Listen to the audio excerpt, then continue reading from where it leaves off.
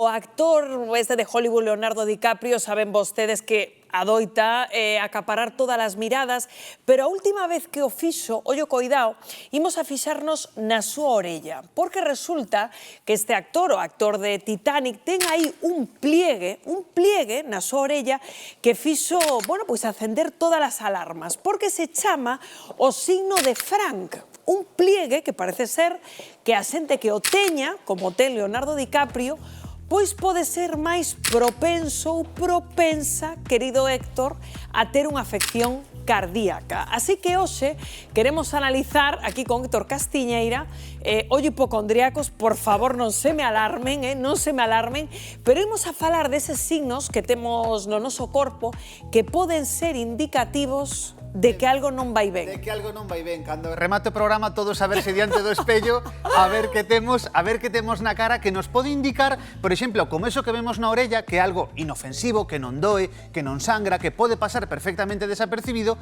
pero que nos pode estar avisando de que algo no noso corpo non vai ben, e incluso nos mesmos nos pode estar avisando de, ollo, ten cuidado que podes estar a piques de sufrir un ictus ou un infarto. Claro, ti eres Leonardo DiCaprio e dices, bueno, pois eu estou encantado, camiño a orella, pero imos primeiro, se che parece, a repasar pois que este signo de Frank, ese pliegue aparentemente inofensivo, pero que pode revelar, Héctor?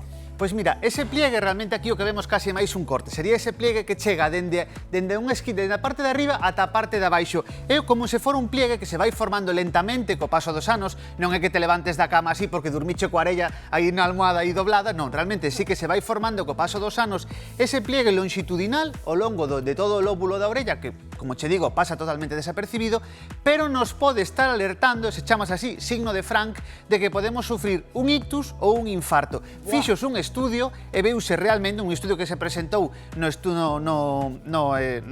Congreso Anual de Cardioloxía e viuse que ata a metade dos pacientes que tiveran un ictus ou un infarto teñen este signo na orella, ese signo de Frank. E que outros signos, digamos, do noso corpo poden predecir un infarto? Pois mira, hai máis cousas que sí que nos poden afectar, que nos poden estar alertando e que realmente vémolos na cara e que realmente pois poderían pasar perfectamente desapercibidos. Temos, por exemplo, serían os xantelasmas ou estes acrocordóns que temos ahora por aquí. Anda, pero estes son moi comuns. É moi común, é moi habitual. Hai moita xente que lles chama verrugas, non son verrugas realmente, saen por todo o pescozo, polas axilas, polas ingles, en zonas máis ou menos de roce. E son como unha especie de verrugas que saen así longas e que realmente pasan desapercibidas, son algo máis estético, que non se preocupe ninguén, non teñen ningún perigo, e a xente incluso, bueno, vounas deixar, vounas quitar, e son así como alongadas e como que colgan do cuello.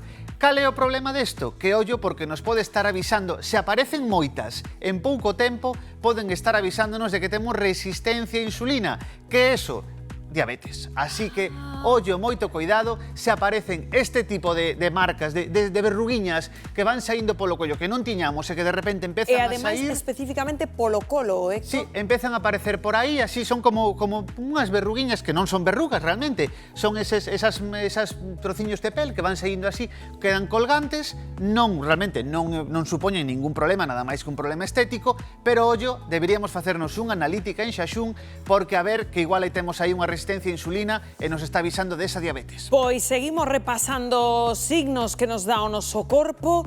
Aí están vendo esta imaxe, a isto se lle chama as de bolboreta. Que iso? Ter así como esa cara colorada, é verdade que isto é tamén bastante común. É que son realmente como unhas as de bolboreta desplegadas, non? Que vemos que vai polo medio do nariz e que se desplegan por toda a cara. Isto pode aparecer, se aparece un día que estivemos ao sol na praia, que nos queimamos un pouquiño, non hai que preocuparse.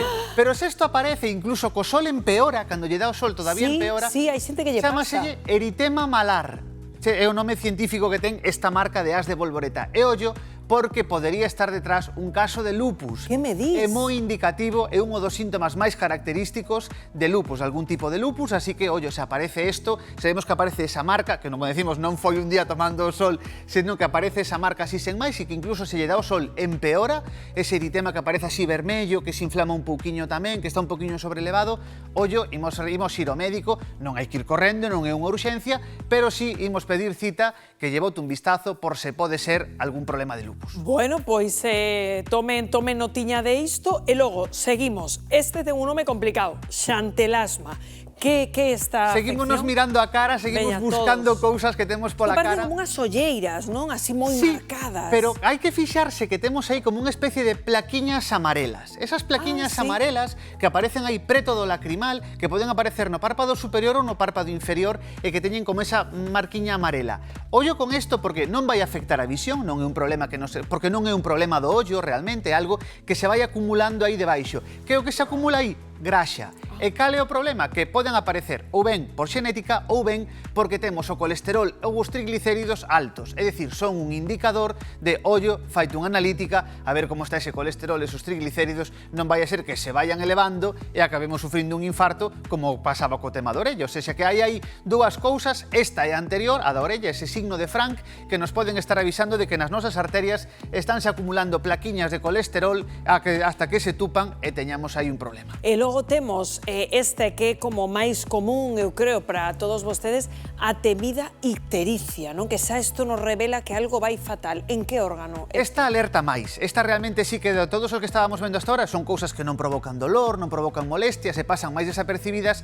Esta sí que aparece de repente, pois case dun día para outro non, pero pouco a pouco vai aparecendo a pel de cor amarelo, a parte branca dos ollos tamén se tingue de cor amarelo e non é porque llevamos con azufre, acabamos aí manchados con algún tipo de colorante, senón que realmente falamos de problemas serios, problemas de fígado, problemas de vesícula biliar, problemas de páncreas, así que se temos ese color, xa hai alguén que fai tempo que non vemos, algún familiar e de repente vemos un ton así máis amarelento, hai que ir ao médico, hai que revisalo. Digamos que de todo o que estábamos falando hasta agora, que non eran urxencias, pero sí que había que consultalo, este sí que é máis importante e máis urxente que todos os anteriores. Sí, porque este xa como que o noso corpo non son uns warnings Vais de acumulando esa bilirrubina que se fabrica no fígado, vais acumulando e vais vendo de xeito, pois aparentemente na pel, que se ve como realmente se tingue de cor amarelo. Bueno, pois como sabíamos que ia pasar, moitas consultas, Héctor, de xente que Xa se foron mirar o espello. Xente que se está examinando fronte ao espello e que ten cuestións para ti. Imos ca primeira dúbida sobre este asunto que nos plantexan. Teño unha mancha marrón na fronte que non me desaparece. Debo preocuparme? Pois esa mancha marrón que aparece así normalmente na fronte ou noutras zonas da cara é que é como unha mancha que realmente non é unha mancha porque vemos que limpando a non marcha e que realmente no que normalmente é por un problema solar, é por un problema que se vai acumulando aí. O melasma, pode ser. O melasma, efectivamente. Vais acumulando aí esa radiación, vais acumulando aí ese dano na pel e aparece ese melasma. Non é grave, non é algo, sí que é certo que é un tema estético, se pode retirar con láser, hai clínicas que sí que o poden retirar e axúdanos a eliminar esa mancha, pero sí tamén nos pode estar avisando de que, ollo, que igual non estamos protexéndonos ben do sol cando tomamos o sol. Así que, bueno, realmente non é urxente, pero sí, moi probablemente, polo que está contando este espectador, sexa un melasma. Bueno, pois outra cuestión para ti. A ver, habitualmente sáeme gretas nas comisuras dos beizos. É sequidade ou pode ser outra cousa?